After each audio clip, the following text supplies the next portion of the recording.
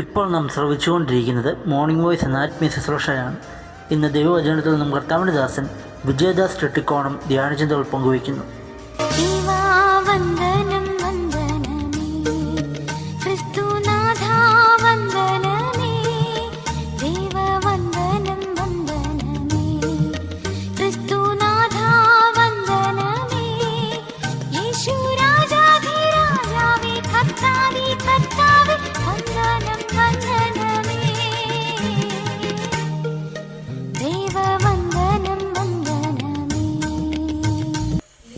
ദൈവനാമത്തിന് മഹത്വമുണ്ടാകട്ടെ. മോർണിംഗ് വോയിസിൻ്റെ എല്ലാ ശ്രോതാക്കൾക്കും സ്നേഹവന്ദനം. അല്പസമയത്തെ ചിന്തയ്ക്ക് ആധാരമായി അപ്പോസ്തല പ്രവൃത്തി 7-ാം അധ്യായം 51-ാം വചനം ഉദ്ധരിക്കുന്നു. ശാഠ്യക്കാരും ഹൃദയത്തിനും ചെവിക്കും പരിച്ഛേദനയില്ലാത്തവരുമായുള്ളവരെ, നിങ്ങളുടെ പിതാക്കന്മാരെ പോലെ തന്നെ നിങ്ങളും എല്ലായ്പ്പോഴും പരിശുദ്ധാത്മാവിനോട് മറുത്തു നിൽക്കുന്നു. പരിശുദ്ധാത്മാവിനോട് മറുത്തു നിൽക്കുന്ന ഒരു ജനത, അവരോട് ദൈവത്തിൻ്റെ വിലപ്പെട്ട ആലോചനകൾ പങ്കുവയ്ക്കുക എന്നുള്ളത് എത്ര ശ്രമകരമാണെന്നുള്ളത് നമുക്ക് മനസ്സിലാക്കുവാനായിട്ട് സാധിക്കും. ഈ പ്രസംഗം ചെയ്യുന്ന സ്തേഫാനോസ് എന്ന് പറയുന്ന കർത്താവിൻ്റെ വിലപ്പെട്ട ശിഷ്യൻ, അദ്ദേഹത്തിൻ്റെ പ്രസംഗ മധ്യത്തിൽ പഴയ നിയമത്തിലെ ഒത്തിരി തിരുവചന ഭാഗങ്ങൾ ഉദ്ധരിക്കുന്നത് നമുക്ക് കാണുവാനായിട്ട് സാധിക്കും. ദൈവത്തിൻ്റെ പരിശുദ്ധാത്മാവ് അവരോട് വളരെ കൃത്യമായി സംസാരിച്ചിട്ടുള്ള അനേക സന്ദർഭങ്ങൾ പഴയ നിയമ തിരുവചന ഭാഗങ്ങളിലൂടെ നമുക്ക് കാണുവാനായിട്ട് കഴിയും. എന്നാൽ അവർ അത് സ്വീകരിക്കുവാൻ തയ്യാറാകാതെ പലപ്പോഴും ദൈവാത്മാവിനോട് എതിർത്ത് നിന്നതായ സന്ദർഭങ്ങളാണ് സ്തേഫാനോസ് തൻ്റെ പ്രസംഗത്തിൻ്റെ മധ്യേ അത് ചൂണ്ടിക്കാണിക്കുന്നത്. ഒരു ഉദാഹരണം 7-ാം അധ്യായം 9-ാം വചനത്തിൽ തന്നെ കാണുവാനായിട്ട് കഴിയും. അതായത് യോസേഫിൻ്റെ ചരിത്രത്തിൽ നിന്നും ഒരു ഭാഗം എടുത്തുകൊണ്ട് സ്തേഫാനോസ് പറയുകയാണ്, യോസേഫിൻ്റെ സഹോദരന്മാർ യോസേഫിനോട് അസൂയപ്പെട്ടു, അവനെ മിസ്രയീമ്യർക്ക് വിറ്റുകളഞ്ഞു എന്നുള്ളതാണ്. വാസ്തവത്തിൽ തൻ്റെ സഹോദരനിലൂടെ ദൈവം ഭാവിയിൽ ചെയ്യുവാൻ പോകുന്ന വലിയ പദ്ധതിയെക്കുറിച്ചുള്ള വെളിപ്പെടുത്തലുണ്ടായപ്പോൾ അതിനെ സ്വീകരിക്കുവാൻ, അതിനെ മനസ്സിലാക്കുവാൻ, അതിനനുസരിച്ച് മുന്നോട്ട് പോകാൻ കഴിയാതെ മറുത്തു നിന്നത് ദൈവാത്മാവിനോടും മറുത്ത് മത്സരിച്ചതിൻ്റെ ഒരു ഉദാഹരണമായിട്ടാണ് സ്തേഫാനോസ് അവിടെ കൊണ്ടുവരുന്നത്. രണ്ടാമത്തെ ഉദാഹരണമെന്ന് പറയുന്നത് 35-39 വചനങ്ങൾ വായിക്കുമ്പോൾ അവിടെ മോശയോട് ഇസ്രായേൽ ജനത്തിൻ്റെ മൂപ്പന്മാരും അവരുടെ പ്രധാനികളും മോശയോട് എതിർത്ത് നിന്നത്, അല്ലെങ്കിൽ തൻ്റെ സഹോദരവർഗത്തോട് താൻ അവരെ രക്ഷിക്കുവാനായിട്ട് കടന്നു വന്ന വ്യക്തിയാണെന്ന് പറയുമ്പോൾ അദ്ദേഹത്തെ തിരസ്കരിക്കുന്നതായിരിക്കുന്ന സംഭവം, അതും ദൈവിക പദ്ധതിയോട് മറുത്തു നിന്നു, അല്ലെങ്കിൽ ദൈവാത്മാവിൻ്റെ ആലോചനയോട് മറുത്തു നിന്നതിന് ഉദാഹരണമായിട്ട് ഇവിടെ കൊണ്ടുവരികയാണ്. അത് കഴിഞ്ഞിട്ട് വരുന്ന സംഭവം എന്ന് പറയുന്നത്, ഇസ്രായേൽ ജനം കാളക്കുട്ടിയെ വാർത്തുണ്ടാക്കി വിഗ്രഹാരാധികളായിട്ട് അധപ്പതിച്ചു പോയതായ സംഭവം.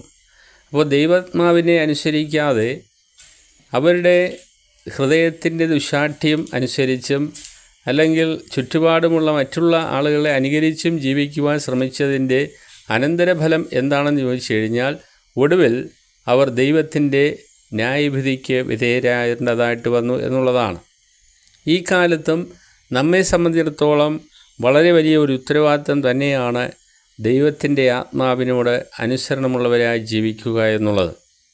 രക്ഷിക്കപ്പെട്ട ദൈവമക്കളുടെ ഉള്ളിൽ പരിശുദ്ധാത്മാവെന്ന ആദ്യ ദാനത്തെ ദൈവം നൽകിയിട്ടുണ്ട്.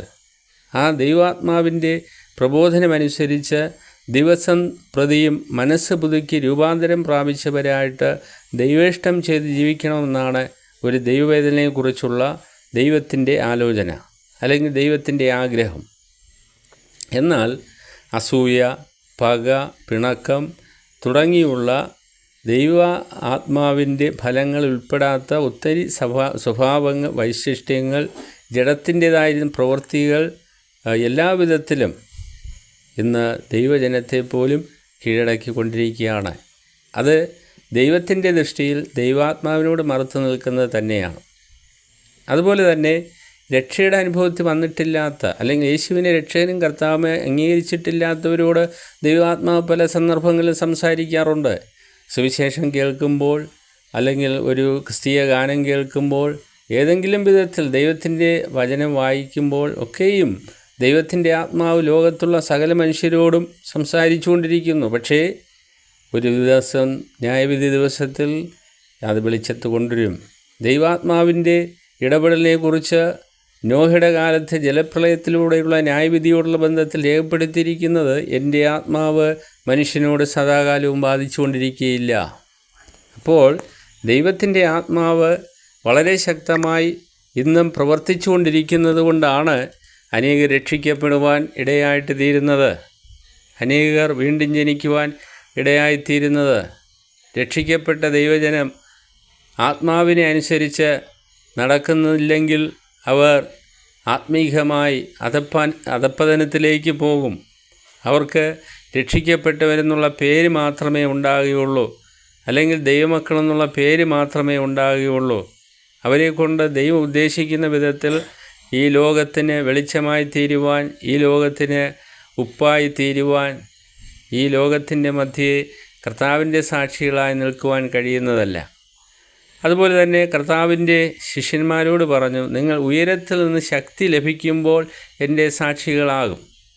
ഇന്ന് അനേകർ യേശുക്രിസ്തുവിനെക്കുറിച്ച് മറ്റുള്ളവരോട് പറയുവാൻ മടിക്കുന്നെങ്കിൽ അത് അവരുടെ ഉള്ളിൽ ദൈവാത്മാവ് ലഭിച്ചില്ല എന്നാണ് അതിൻ്റെ അർത്ഥം. അല്ലെങ്കിൽ ദൈവാത്മാവിനോട് അവർ അനുസരണം കാണിക്കുന്നില്ല, അതിനോട് മറുത്തു നിൽക്കുന്നു എന്നാണ് അതിൻ്റെ അർത്ഥം.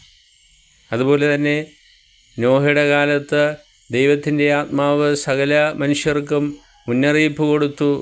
അതായത് വലിയൊരു ജലപ്രളയം വരുന്നു, അതേ ആ പെട്ടകത്തിൽ കയറി രക്ഷപ്പെട്ടുകൊള്ളാനായിട്ട് അദ്ദേഹത്തിലൂടെ ദൈവം സംസാരിച്ചു. ആ ദൈവാത്മാവിൻ്റെ ഇടപെടലുണ്ടായി. അതുപോലെ തന്നെ ഇന്നും എല്ലാ മാധ്യമങ്ങളിലൂടെയും ലോകമെമ്പാടുമുള്ള സകല മനുഷ്യരോടും ദൈവം തൻ്റെ പരിശുദ്ധാത്മാവിനാൽ സംസാരിച്ചുകൊണ്ടേയിരിക്കുകയാണ്. പക്ഷേ അത് സ്വീകരിക്കുവാൻ, അനുസരിക്കുവാൻ മനസ്സ് വയ്ക്കാതെ ലോകത്തിൽ ജനം മുന്നോട്ട് പോയിക്കൊണ്ടിരിക്കുന്ന കാഴ്ചയാണ് നമുക്ക് കാണുവാൻ കഴിയുന്നത്.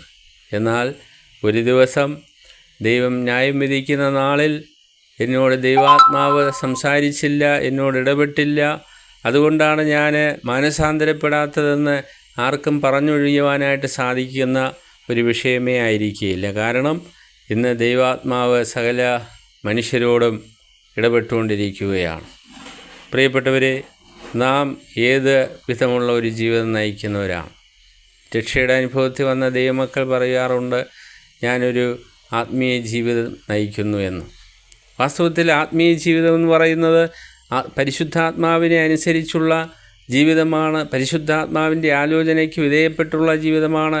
അല്ലാതെ കേവലം വാക്കുകൾ കൊണ്ട് ആത്മീയ ജീവിതം എന്ന് പറയുന്നതിൽ അർത്ഥമില്ല എന്നാണ് ദൈവത്തിൻ്റെ വചനം വ്യക്തമായിട്ട് പറയുന്നത്. നമ്മുടെ ജീവിതത്തിൻ്റെ സമ്പൂർണ്ണമായ നിയന്ത്രണം അത് ദൈവത്തിൻ്റെ പരിശുദ്ധാത്മാവിനാലായിരിക്കണം. ആ വിധത്തിൽ മുന്നോട്ട് നീങ്ങുന്ന ഒരു ദൈവത്തിനെ കൊണ്ട് വൻകാര്യങ്ങളെ ചെയ്യുവാൻ ദൈവത്തിന് കഴിയും. ഈ ലോകത്തിൻ്റെ കാലഗതിക്കനുസരിച്ച് നീങ്ങാത്തവരായിട്ട്, സ്വന്തം ഇഷ്ടത്തിനനുസരിച്ച് ജീവിക്കാത്തവരായിട്ട്, ആത്മാവിൻ്റെ പ്രബോധനം കൈക്കൊണ്ട് മുന്നോട്ട് ജീവിച്ച് കർത്താവിന് ഏറ്റവും പ്രയോജനമുള്ളവരായിട്ട് ഈ ലോക ജീവിതം ധന്യമാക്കുവാൻ തക്കവണ്ണം ഈ ചിന്തകളാൽ വലിയവനായ ദൈവം നമ്മെ സഹായിക്കട്ടെ. ദൈവനാമം വാഴ്ത്തപ്പെടുമാറാകട്ടെ.